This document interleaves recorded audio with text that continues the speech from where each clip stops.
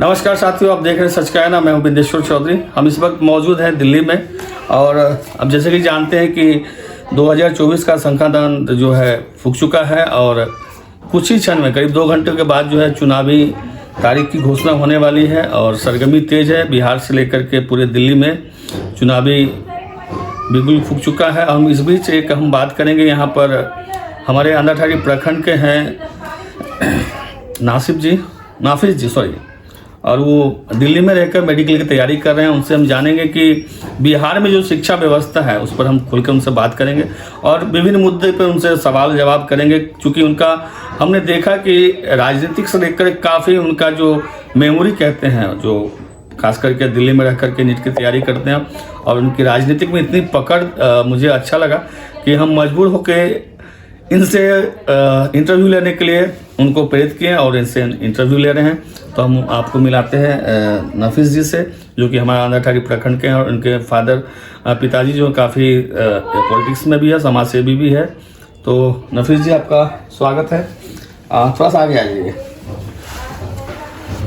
जैसे कि हमारे बिहार में जो शिक्षा व्यवस्था है इस पर आप बोलिए क्या। जैसे कि आप दिल्ली में रहकर तैयारी कर रहे हैं मेडिकल की जी, तो बिहार के जो बच्चे हैं जो पढ़ने में संकोच करें, जो देश की हम हमेशा अपने चैनल के माध्यम से कहते हैं ना कि देश जो है युवाओं कंधे पर टिका हुआ है। तो स्वागत है आपका हमारे चैनल में।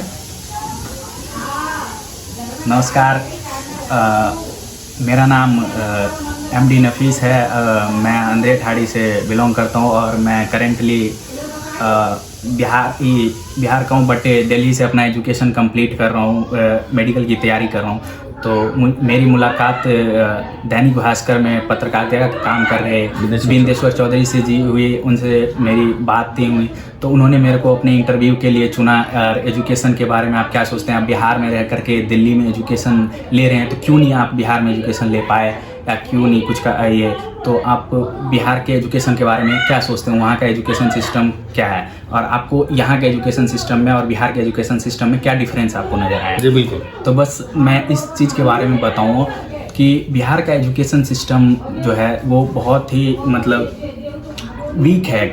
मेरा कहने का मतलब ये है कि बिहार में जो बच्चे ज़्यादातर, आपको पता है कि बिहार हमारा गरीब स्टेट है इंडिया का। बहुत उनकी लोगों की उतनी अच्छी आय नहीं है, इनकम नहीं है और आज के डेट में इन्फ्लेशन जिस तरह से बढ़ रहा है, महंगाई बढ़ रहा है। तो और दूसरी सबसे बड़ी चीज़ है कि गवर्नमेंट एजुकेशन के मामले पर उतनी सुविधाएं नहीं दी जाती है जितनी सुविधाएं, ना वो अच्छी फैसिलिटीज़ दे रहे हैं बिहार में, ना ही वो अच्छा स्कूल बनवा पा रहे हैं, ना ही वहाँ के एजुकेटेड टीचर को अपॉइंट कर पा रहे हैं। तो मैं उसी चीज़ के बारे में कि क्यों बंदा जो है गवर्नमेंट को छोड़ करके प्राइवेट में पढ़ता है। और प्राइवेट में आप आज के प्रेजेंट गवर्नमेंट ने जो हमारे जो बीजेपी की गवर्नमेंट है, जिन्होंने एजुकेशन पे टैक्स लगा रखा है कि 18%। एक तो पहले से ही लोगों की आमदनी वहाँ बहुत कम है, बिल्कुल है ना, कि आप 18% जीएसटी दे रहे हो या चीज़। प्राइवेट में ऑलरेडी आप देखो कि मंथली की फ़ीस 5,000 10,000 किसी का। तो अब अगर कोई बंदा 10,000 20,000 मंथली कमा रहा है और वो एक बच्चे पे 5,000 का खर्चा, उसको घर भी चलाना है, पढ़ाना भी, या तो वो घर में 4-5 बच्चे, पहले ही एजुकेशन नहीं होने की वजह से बिहार की पॉपुलेशन हाई है। क्योंकि आप बच्चों को कंट्रोल कैसे कर सकते हैं, आपके पास एजुकेशन होगा तभी ना आप समझोगे कि अगर एक ही बच्चा को हम पढ़ा लिखा के बड़ा आदमी, तो वो एक बच्चा 4 बच्चे के बराबर होगा।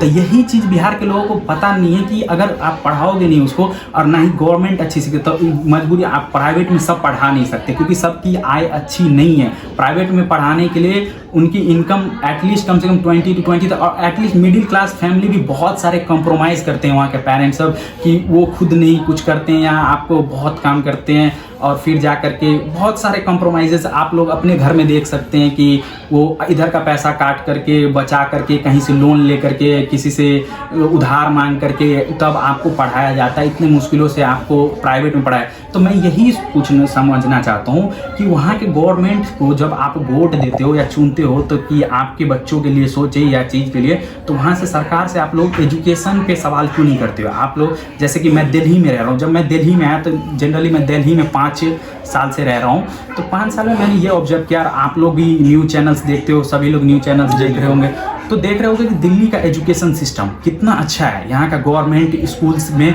यहाँ का प्राइवेट स्कूल के बच्चे गवर्नमेंट में सीट लेने के लिए मार कर रहे हैं, क्यों?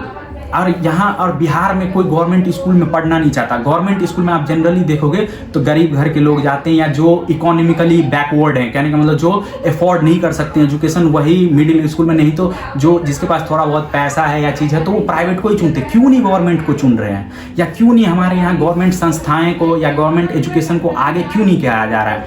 या मैं और खुद एग्जाम्पल दूँ तो आज जिस तरह से एजुकेशन को पीछे किया गया है, एक सीट के लिए 2-2 हज़ार 3-3 हज़ार लाख बच्चे फाइट कर रहे हैं, चाहे किसी भी स्ट्रीम का। जैसे मैं मेडिकल का स्ट्रीम का हूँ, तो अगर मैं अपनी बताऊँ तो मैं फाइट कर रहा हूँ कि मैं 22 लाख बच्चों के साथ बैठ रहा हूँ एग्जाम में, और सिलेक्शन रेशियो है 50,000 सीट है। ऐसे ही सारे अब गवर्नमेंट में देख लो, टीचर्स में देख लो, आप लोग भी देख रहे होगे कि एक सीट के लिए एसएससी में हो, बीपीएससी में हो, एक सीट के लिए काफ़ी बच्चे लड़ाई कर रहे हैं। और बहुत उस लड़ाई के चक्कर में एक तो जब सीटें नहीं हैं तो कॉस्ट भी बढ़ रहा है, या चीज़ बढ़ रहा है, आगे पीछे हो रहा है, क्योंकि और सब कोई अफोर्ड नहीं कर पा रहा है कि इसको 3-4 चांस। अब 3-4 बार में जब उसका पैसा खर्च हो रहा है या चीज़ हो रहा है, आपको अपॉर्चुनिटी नहीं दे रहे हो गवर्नमेंट जो है उनके लिए स्कूल व्यवस्था। तो सबसे पहले मैं ये थोड़ा आना चाहता हूँ कि हम सबसे पहले बेसिक स्ट्रक्चर जो है उसके बारे में बताना चाहते हैं कि प्राइवेट को प्राइवेटाइजेशन ठीक है, जो अफोर्ड कर सकते हैं उसके लिए कोई बात नहीं है, लेकिन बिहार मैक्सिमम गरीब लोगों का ये स्टेट है, बिहार में गरीबी है। तो उस गरीबी को हटाओगे, अगर बंदा को आपको रोजगार नहीं दोगे या चीज़ नहीं दोगे या उनकी इनकम नहीं बढ़ाओगे तो वो बच्चा कैसे पढ़ेगा? तो एजुकेशन, इसीलिए कह रहा हूँ कि हर क्षेत्र में। और दूसरी सबसे बड़ी, बिहार में एजुकेशन पीछे आप देखते हो कि बिहारी बच्चा ही टॉप करता है हर एग्जामिनेशन में चीज़, लेकिन वो अपने स्टेट से कहाँ कर रहा है,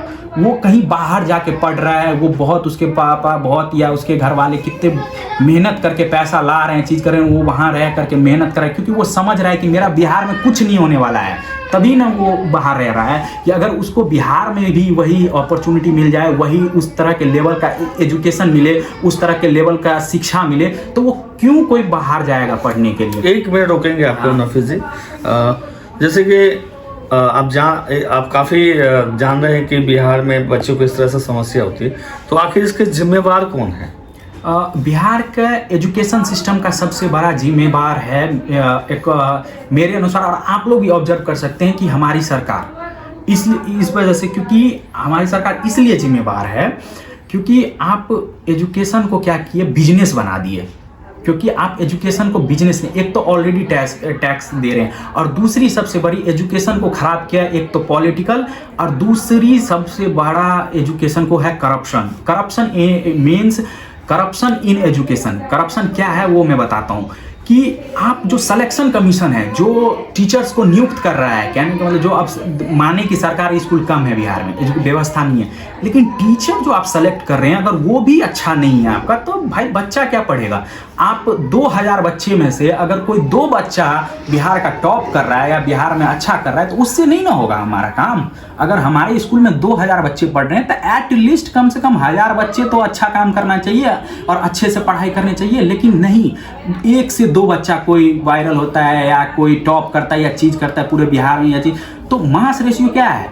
कोई 10 लाख में से एक आध बच्चा। और आपने देखा होगा कि बिहार में जब 10th का टॉपर आता है या 12th का टॉपर आता है तो बिहार की बहुत बदनामी होती है, क्योंकि वहाँ 10th और 12th के टॉपर को उसके खुद के सब्जेक्ट के बारे में कुछ नॉलेज नहीं होता है। अब जब उसके साइंस से फॉर्मूला पूछ दिया या चीज़ कर दिया, लेकिन वो टॉपर है 80%, तो ये हो कैसे रहा है कि आप टॉप कैसे? तो आपका जब सिलेक्शन, यानी कि जो आपको मार्किंग कर रहा है या जो सिलेक्शन कर रहा है, तो वहाँ करप्शन है कि आप 5 लाख 10 लाख रुपए के चक्कर में आप ऐसे लोगों को प्रमोट कर रहे हो या उसको नौकरी दे रहे हो जो उसके लायक नहीं है, जो पढ़ के मेहनत करके गया हुआ है, जो अच्छा मार्क्स लाया हो, उसको आप पीछे कर देते हो, और जो आपको करप्शन आपको पैसे देता है तो आप उसको प्रमोट करते हो। तो जब आप जिसको अगर एजुकेशन के बारे में पता ही नहीं होगा, जिसको पता ही नहीं है, जो पैसे से बहाली हुआ है या बिना ट्रांसपेरेंसी के, कहने का मतलब बिना निष्पक्षता के, एक सिलेक्शन कमीशन का क्या काम होना चाहिए या चुनाव कमीशन का भी, कि वो निष्पक्ष तरीके से दोनों को देखे, या जो अपने मेरिट से गया हुआ है, मेहनत करके, वो इतना मेहनत करके इतना ऊपर आया हुआ है,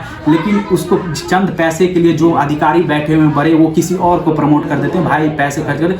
तो तो ऐसे लोग, जैसे कि मैंने भी काफ़ी पहले विजिट किया, लोगों से बात किया, ऐसे ऐसे टीचर को देखा या चीज़ किया जिनको खुद पता नहीं है कि कैसे चलाना है या क्या नहीं करना है। उसके जगह पे कोई और शासन या मतलब कि टीचिंग कर रहा है, या उसके जगह पे उसको खुद का नाम नहीं लिखने आ रहा है, उसको सिग्नेचर नहीं करने आ रहा है, अंगूठा, और वो इवन यहाँ तक कि वो ना स्कूल के हेड मास्टर के पोस्ट पे बैठा हुआ है। आप 50 हज़ार गवर्नमेंट उसको सैलरी दे रही है, 40 हज़ार सैलरी दे रही है, तो इतने सैलरी को लेकर के वो बच्चों को क्या दे रहे हैं?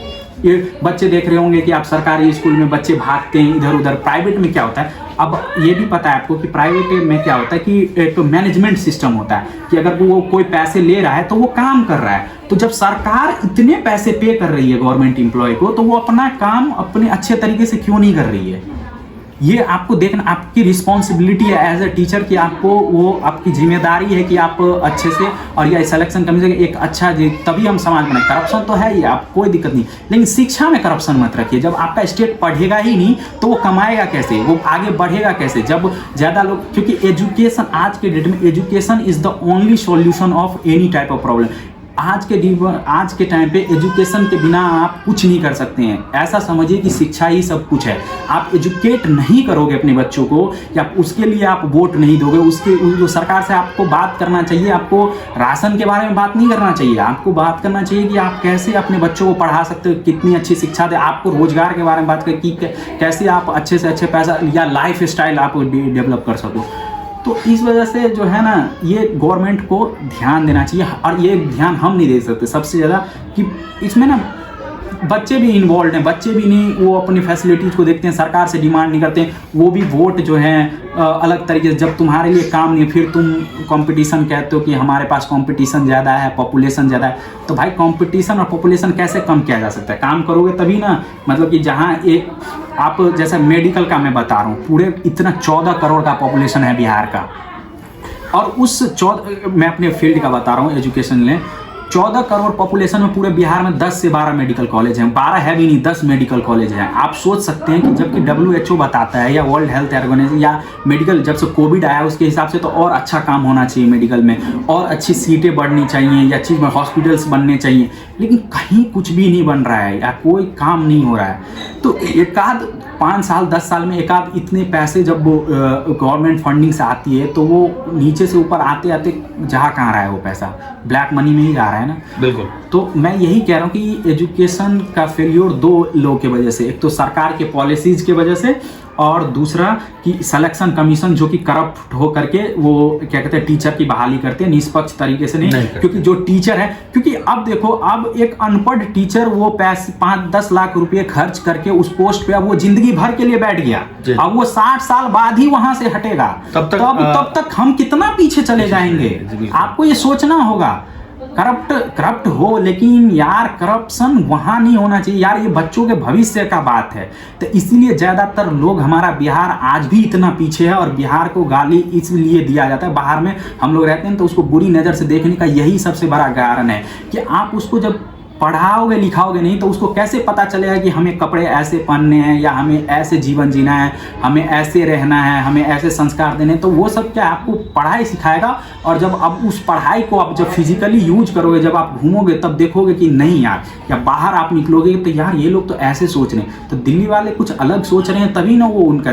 तो लाइक अब 1 मिनट रोकेंगे आपसे हम, जैसे कि आप कितने वर्षों से यहाँ दिल्ली में हैं? दिल्ली में मैं 5 वर्षों से हैं।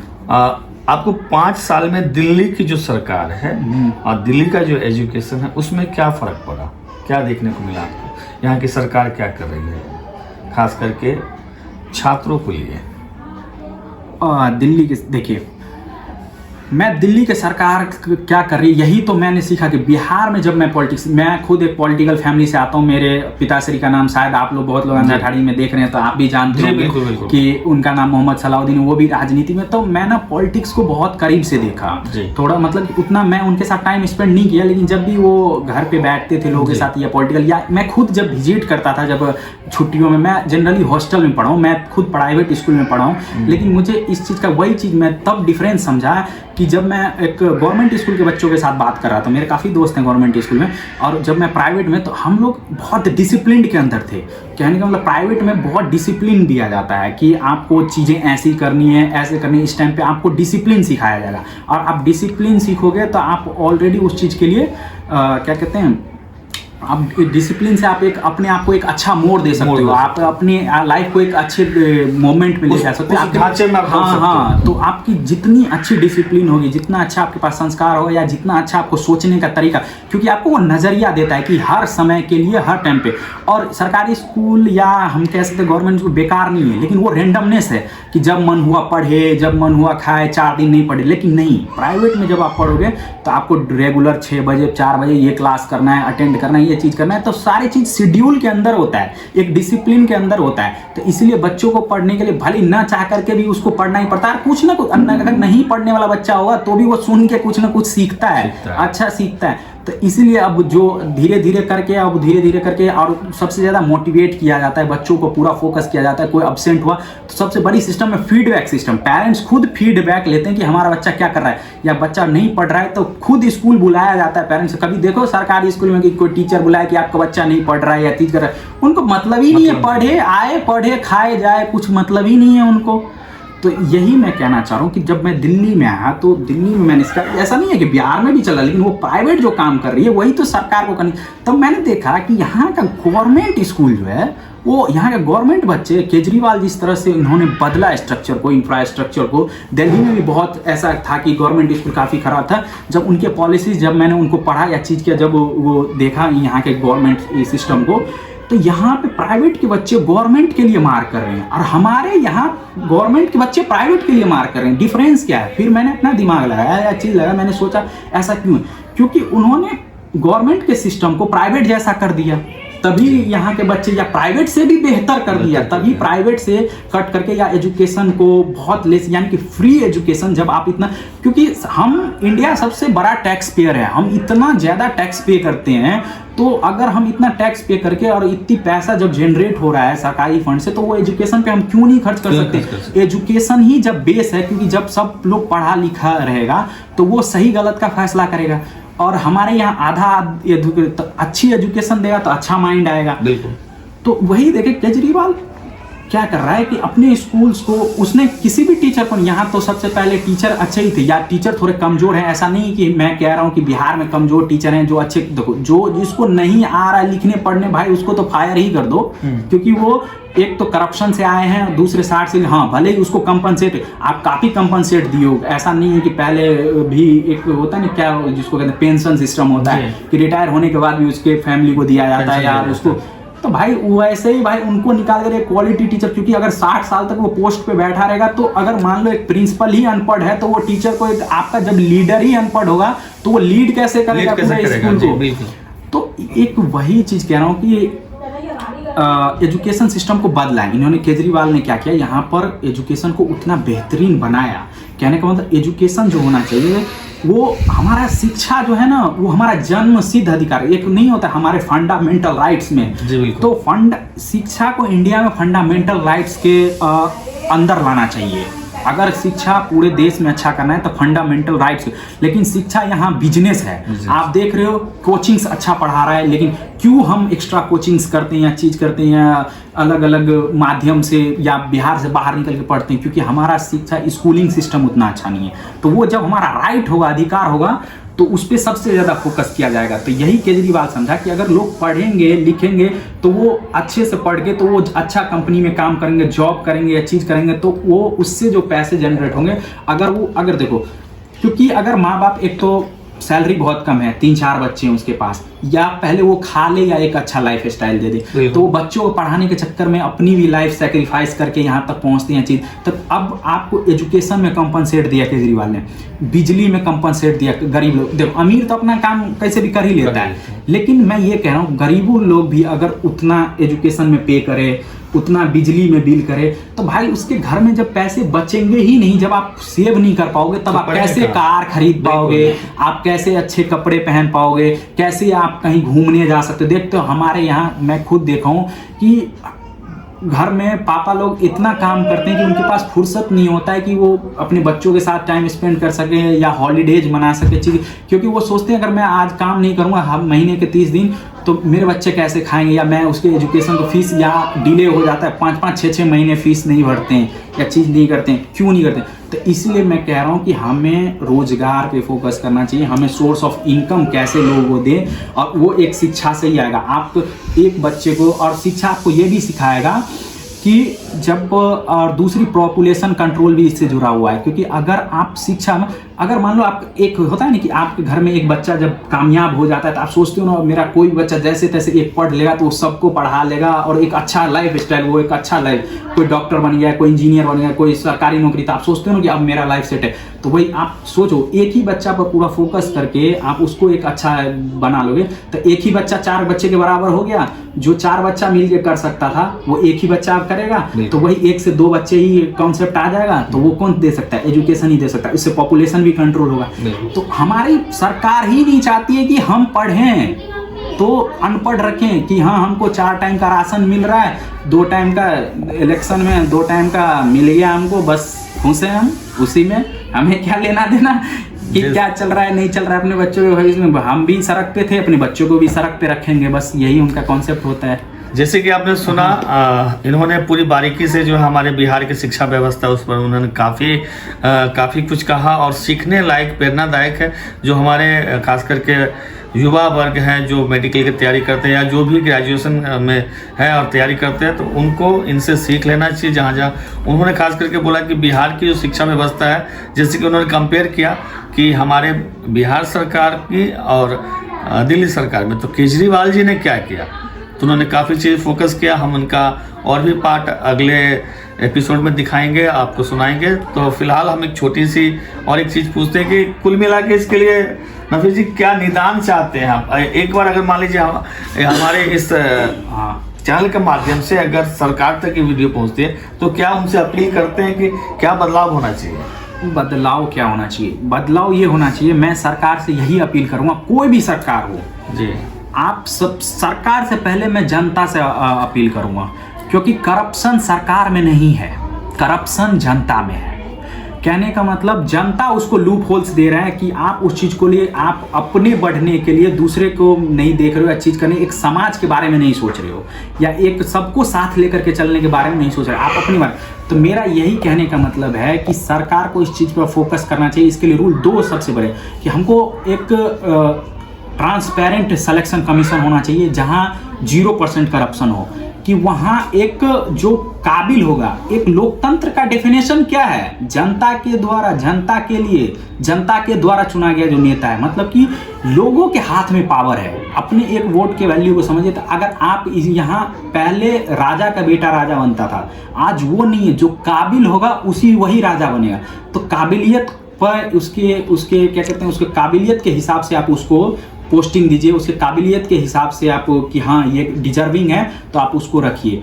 तो वही कह रहा हूँ कि सिलेक्शन कमीशन जो होना चाहिए हमारा, वो निष्पक्ष होना चाहिए, वो ट्रांसपेरेंट होना चाहिए, कि वो एक अच्छे टीचर को अपॉइंट करे। दूसरी सबसे बड़ी सिस्टम के बारे में मैं कहना चाहूँ, क्योंकि हमारा जो एजुकेशन सिस्टम है ना, वही काफ़ी वीक है जिस तरह से उसको, क्योंकि प्राइवेट और गवर्नमेंट में ज़्यादा डिफरेंस है नहीं, लेकिन डिफरेंस ये है कि सिस्टम का। प्राइवेट में क्या है कि अगर बंदा पैसा ले रहा है तो वो उतना काम कर रहा है, लेकिन गवर्नमेंट में क्या है कि अगर एक बार वो गवर्नमेंट जॉब पाने के लिए तो मेहनत बहुत करता है। आप देखोगे कि कितना कितना साल से वो पढ़ता है, लिखता है गवर्नमेंट जॉब करने, उसके बाद वो अपनी जिम्मेदारी भूल जाता है, वो रिलैक्स हो जाता है। तो नहीं, तो उसके लिए एक नया सिलेक्शन का मतलब एक होता है ना कि एक टीम होना चाहिए, जो कि आपको मैनेजमेंट टीम, जिस तरह से वो मैनेजमेंट टीम जो हमें हर क्षेत्र में एक मैनेजमेंट टीम होना चाहिए, जो देखे कि स्कूल में टीचर्स कैसे पढ़ा रहे हैं कि नहीं, वो अपना काम ढंग से कर रहे हैं या नहीं कर रहे हैं। और सबसे पहले उसको टीचर ट्रेनिंग जब दिया जाता है तो उनको सबसे ज़्यादा फोकस कराया जाए कि आपकी जो रिस्पॉन्सिबिलिटी है, तो टीचर ट्रेनिंग में ये सिखाया जाए कि आप कैसे मैनेज कर रहे हो अपने स्कूल को, आप कितना ध्यान दे पा रहे हो। तो यही केजरीवाल जी ने वही किया, मैनेजमेंट सिस्टम को ही ठीक किया। प्राइवेट भी एक मैनेजमेंट सिस्टम है, ये भी देखते हो ना कि प्राइवेट में क्या होता है कि आपका बड़ा लोग आपको वॉच करता रहता है, आप कहीं लेट हो गए या चीज़ हो गई तो आपके लिए फाइन किया जाता है या चीज़ किया जाता है। तो ये सिस्टम होना चाहिए, फाइन सिस्टम होना चाहिए कि अगर आप अपना काम सही से नहीं करोगे तो आपको फाइन किया जाएगा या आपको सस्पेंड किया जाएगा या चीज़ किया जाएगा, आपकी जगह पे किसी और को नौकरी, या आपका सैलरी आधी हो जाएगी सीधी, वो अपना काम ढंग से करने लग जाएगा, सीधी आधी सैलरी हो जाएगी आपकी। तो इस चीज़ पर मतलब हम मैनेजमेंट सिस्टम और दूसरा सिलेक्शन कमीशन जो होना चाहिए वो ट्रांसपेरेंट होना चाहिए। कहने का मतलब जो आप बहाली हो रहा है वो एकदम फेयर होना चाहिए, उसमें कोई दलालीगिरी नहीं होनी चाहिए। जैसे कि आपने सुना, काफ़ी कुछ उन्होंने बदलाव के लिए कहा। आप बने रहिए हमारे सच के आईने के साथ। तमाम खबरों के लिए हमारे चैनल को लाइक, सब्सक्राइब और शेयर अवश्य कर दीजिएगा। जय हिंद, जय भारत।